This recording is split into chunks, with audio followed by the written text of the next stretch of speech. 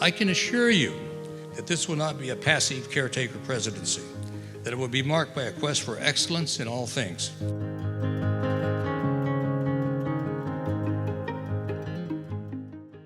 He is truly dedicated to making a positive, meaningful difference in the lives of students on campus, and he's made it his mission this academic year to reach out to as many students as possible.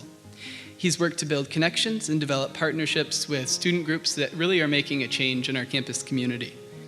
We appreciate the openness and transparency that you have already shown in your time at CMU, and look forward to working with you in the spirit of shared governance as we face the challenges in moving CMU into the future. We are focused on our students and passionate about Central Michigan University.